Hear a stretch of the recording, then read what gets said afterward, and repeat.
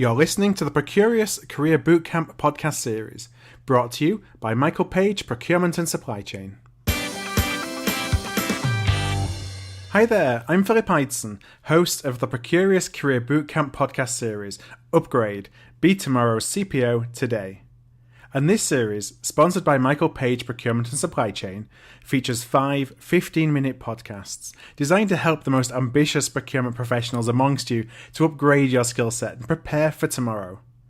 In each episode, I'll be sitting down with an inspirational CPO to explore the biggest issues currently facing our industry, discuss what CPOs are looking for in a future leader, and learn what key skills procurement teams are trying to develop. Matthew Friend, Associate Director at Michael Page Procurement and Supply Chain, will also provide some top tips and key takeaways as we wrap up each podcast. Today, I'm joined by Al Williams, Managing Director and Chief Procurement Officer at top-tier financial services company Barclays.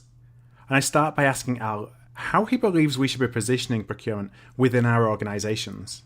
It's a great question, right? And a lot of procurement organizations, a lot of procurement leaders are asking those same questions. I think the key is, for me, is sort of 3 or 4-fold. One is we need to make sure that we're positioning procurement as a strategic value-added player in the business and not transactional, right? So if we act transactional, behave transactional, that's how the business will treat us, right? And that's how we'll be perceived by the business. So I think first and foremost, strategic, add value to the business. Second, of course, is making sure that we align to the key business metrics or the key business outcomes that are important to the overall business strategy.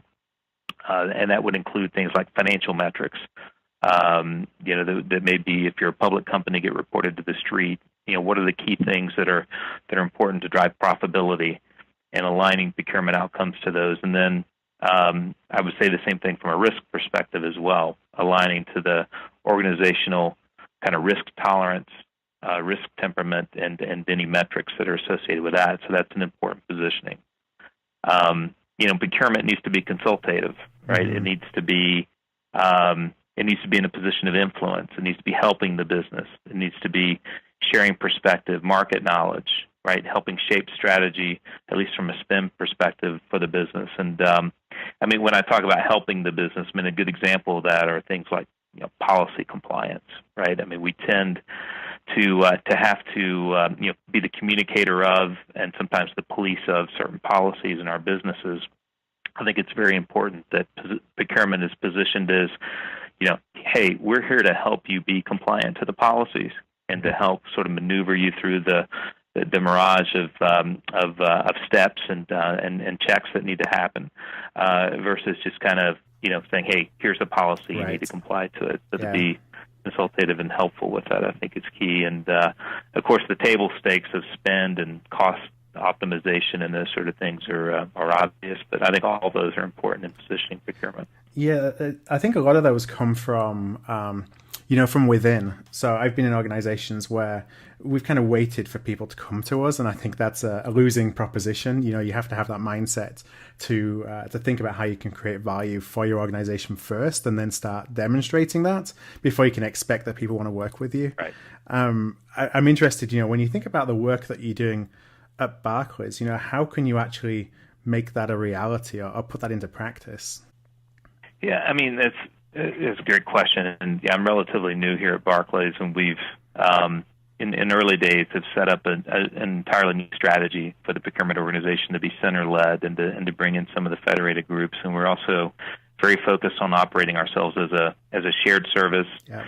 And building out category management as a core discipline and delivery tower. So I would kind of focus on that latter bit first, at least for us, is, in order for us to drive value for the business to be considered a strategic player, we have to do a better job of aligning to the business needs and kind of delivering a holistic spend management strategy for the business. And we'll do that through category management. And I think it's important, my own opinion, right? But I think it's proven out. I think it's important that category management is set up as its own sort of delivery tower to some extent, core discipline within procurement. Otherwise, it never quite gets the attention it needs, right? So if you're doing sourcing, supplier management, and category management, and your job is to do all of those things, my experience is the sourcing job, right? The particular contract or deal you're working on will always take primacy, right? Will always be the first priority, and category management kind of gets set to the side. So making it a core discipline, I think, is key, and it's something that we're doing. I would also say, just in terms of how we're aligning to our broader business strategy and business objectives, in our context, cost of income is a key, financial measure that we communicate to the street, and it's something very important with how we run the bank. So procurement has a very unique opportunity and a very direct opportunity to influence our cost to income ratio, and I think that's key. I guess the last thing I would maybe mention around what are we doing to align to the business strategy here is, Barclays is doing some pretty innovative things as it relates to fintech and incubating kind of the next generation of some fintech firms through our RISE, RISE innovation centers that we have in New York and London and other places around the globe, Israel. And procurement is very much engaged in supporting those innovation centers to not only help find firms that might be appropriate to be a part of that incubation, but also to help vet the firms as they kind of go through the process to potentially either work for the bank as a supplier or potentially, in other commercial aspects outside of the bank, but to help kind of support them in their growth and their capabilities, and hopefully build and bring some new technologies to the financial sector. So those are some of the things that we're doing. Yeah, I've had the opportunity to visit actually the RISE Center in New York, and I came away so impressed with, it's kind of the work to just facilitate innovation. It's to help organizations in your space, provide them a ground where it kind of nurtures new ideas, new thoughts, new opportunities, new ways that we can then take as procurement engages with incubators and programs like RISE, how you can then bring that into your business to say, have you considered these are things that are happening in the market that you may not be aware of? You can actually help that drive business outcome and solve challenges, as opposed to as being there, running more of a tactical RFP process, for example. Things like that, I think, are really ways that we can bring additional value that perhaps we haven't done a lot of, or we haven't done at scale before. Yeah, that's right. And this sort of innovation agenda and these RISE innovation centers, I mean, they're probably not what you would expect to find in a bank. But I would also say that they're good talent attractions, right? So when we talk to people about opportunities to be a part of our procurement organization here, I think it's something that resonates with them. Of they want to do something innovative, they want to do something new, they want to be a part of helping shape kind of the ecosystem in this context of financial technology firms and capabilities and solutions. And this gives us a unique opportunity to do that in procurement. Right. I'm interested from a leadership perspective. What are some of the things that you can do to actually make procurement a preferred destination for people to actually want to come and work in? Yeah, well, I think so I think there's a few things that we have to kind of lay out, and I think it starts with the talent that you bring in at a leadership level in the procurement organization, and it needs to kind of align to certain kind of key attributes or characteristics. I mean, and first and foremost, going back to innovation, I think it's very important that we bring leaders into the business, into procurement, that have an innovative approach to solving problems, because then that's also, I think, going to be infectious throughout their teams, whether it be their portion of, if you would, the procurement team, or whether it be something, the broader impact to overall procurement. But I think it's important that they come in with an innovative approach, because that's got an opportunity to attract talent. Yeah. I think another thing that I look for in the leaders, and it kind of goes along with innovation as well, is this notion of driving frictionless procurement, right? But making sure that we look at procurement as really sort of a process to get to an end, which is to get the best value out of what the organization needs to procure, service or product or otherwise, to operate and to deliver its product or service to the customer. It doesn't exist to get as big as it needs. Procurement Right. doesn't exist to get as big as possible, right? Or as complex as possible. And if you have leaders that have that mindset coming in, that's the type of team. That's the type of team they'll also build, and I think that's the culture you'll create. Mm-hmm. So, are there any other attributes you would say that you look for in a high-performing procurement leader?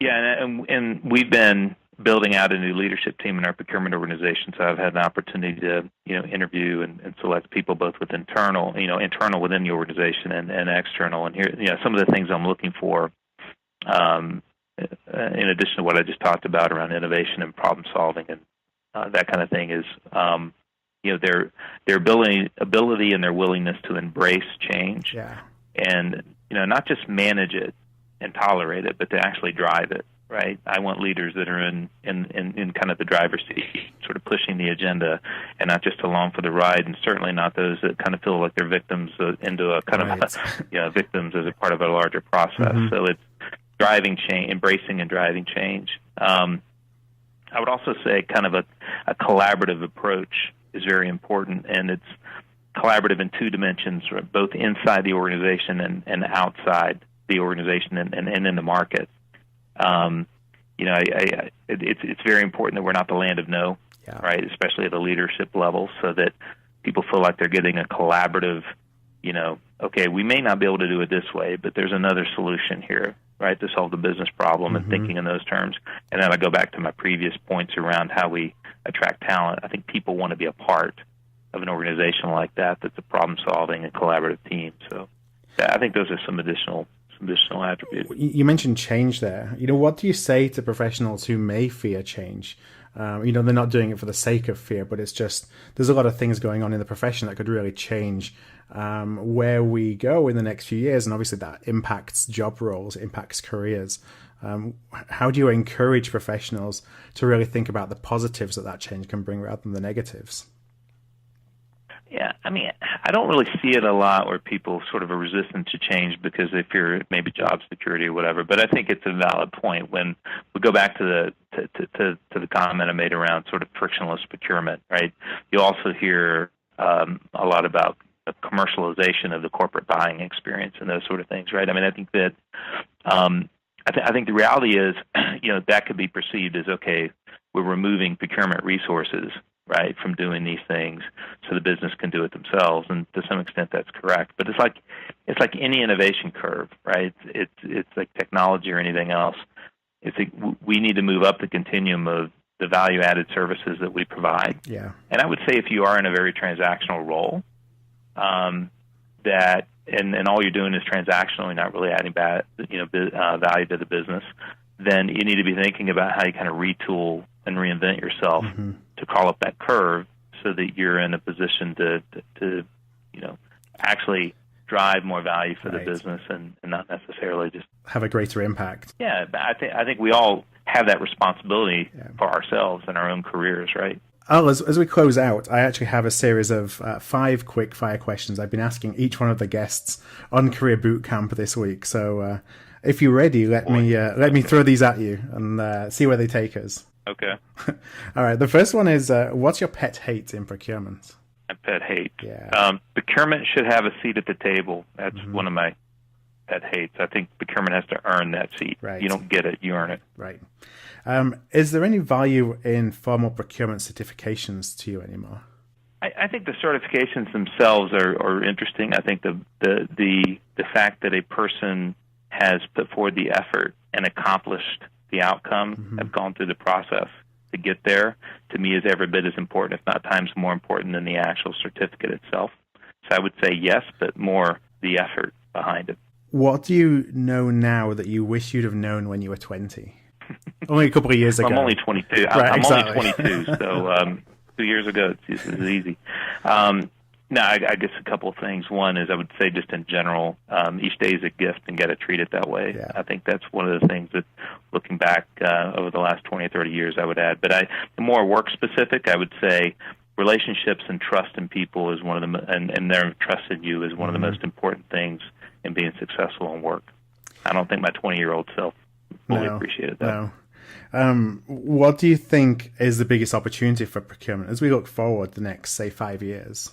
Yeah, I think, going back to technology, consumerization of the buying experience and the corporate setting to drive simplicity, efficiency, compliance, and all those things. I think that's where I see procurement going and being a part of that. And then finally, what's one thing that you reckon procurement professionals do to actually stand out from the crowd? That's a good question. I would say don't speak procurement language, speak the business's language. Speak their outcomes, their success measures, speak in their terms, and leave the procurement jargon to procurement settings. Hi there, it's Phil here again. And following our conversation, I sat down with Matthew Friend, Associate Director of Michael Page Procurement and Supply Chain, to get his take. We heard a lot about procurement professionals needing to have innovative approaches to solving problems. And as the landscape for procurement changes and the separation of the transactional services, this ability to add value to customers becomes more critical. And the approach becomes more and more important. The question is to ask yourself, how much does your organisation reward and recognise true innovation and innovating in terms of delivering these solutions? And if you're a leader in a leadership role, how do you reward or recognise your teams for doing these kind of activities? And then as an individual, the bravery that you show to innovate in different environments and innovate in terms of delivering the solutions is key. And question yourself on an ongoing basis in terms of, are you delivering those innovative solutions? Thanks for listening to this Procurious Career Bootcamp podcast, sponsored by Michael Page Procurement and Supply Chain. Head on over to Procurious.com for additional content via our blog and discussion board, or tweet us your questions and comments using the hashtag CareerBootcamp.